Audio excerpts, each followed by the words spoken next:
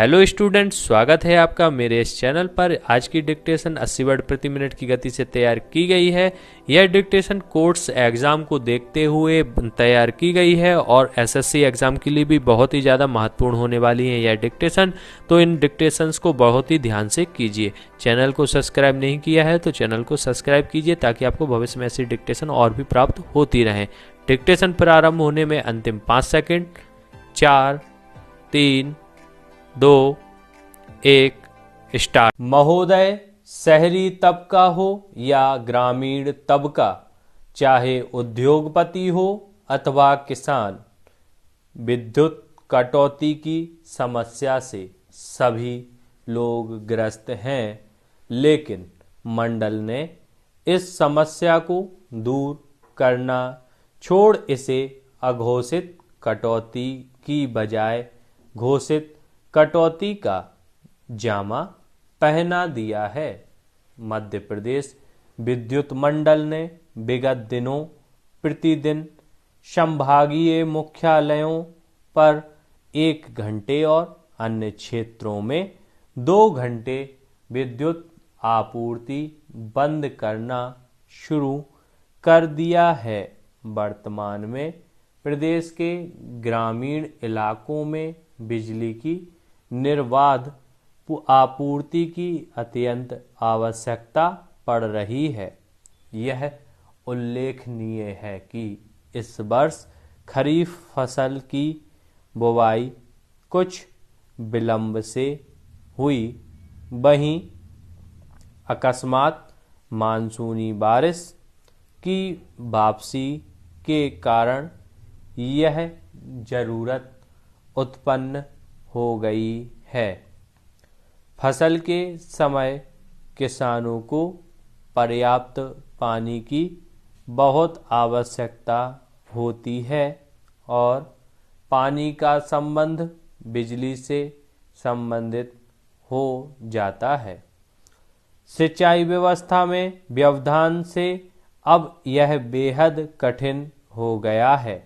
रबी फसल या अक्टूबर नवंबर माह में बिजली की जितनी मांग होती है वह अभी पैदा हो गई है। इससे कृषकों को परेशानियों का सामना करना पड़ रहा है। मंडल की विद्युत आपूर्ति में कटौती से राष्ट्र का औद्योगिक क्षेत्र भी प्रभावित हो रहा है। इसी के कारण अनेक उद्योगों में उत्पादन ठप होने की स्थिति में ही पैदा नहीं हो गई, बल्कि कई लघु उद्योग और मध्यम उद्योगों ने अपना उत्पादन ही बंद कर दिया है। खबरों के मुताबिक विद्युत कटौती के कारण इंदौर के औद्योगिक क्षेत्रों सहित अन्य क्षेत्रों में स्थित उद्योग के उत्पादन बड़े पैमाने पर प्रभावित हो रहे हैं। यही स्थिति प्रदेश के लगभग सारे औद्योगिक क्षेत्रों में व्याप्त हो रही है। राष्ट्रीय ताप विद्युत निगम की 21 मेगावाट की एक इकाई उचित रख रखाव के अभाव के कारण इन दिनों बंद पड़ी हुई है। बीच बीच में मंडल के ताप विद्युत घरों में व्यवधान होता रहा है, जो उसके कर्मचारी की लापरवाही और उदासीनता का ही नतीजा होता है। कई बार बड़ी दुर्घटनाओं से मंडल करोड़ों रुपयों की हानि उठाता रहा है, जो इसके अर्थतंत्र को कमजोर कर देता है।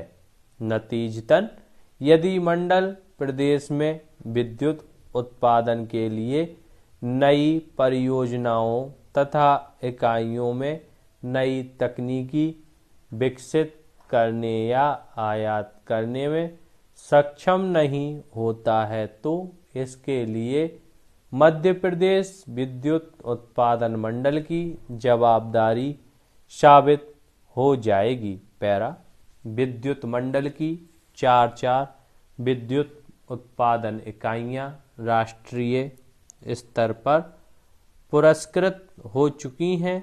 इसके बावजूद मंडल द्वारा आवश्यक विद्युत की आपूर्ति नहीं करना बेहद चिंताजनक बात है। इस पर मंडल समेत सभी संबंधित जिम्मेदार पक्षों को व्यापक विचार विमर्श करना चाहिए। धन्यवाद स्टूडेंट्स। डिक्टेशन यदि आपको पसंद आई है तो इसको लाइक कीजिए, अधिक से अधिक शेयर कीजिए और चैनल को सब्सक्राइब कीजिए।